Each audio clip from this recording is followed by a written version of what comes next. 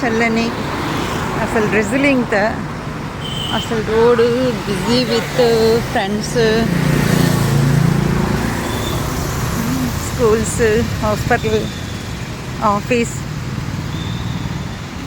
ఎంత చినుకలు పడినా కూడా అసలు వెళ్ళటానికి కానీ ఫీల్ కానీ టూ గుడ్. అసలు ఏసీ అవసరం లేదు, ఫ్యాన్లు అవసరం లేదు.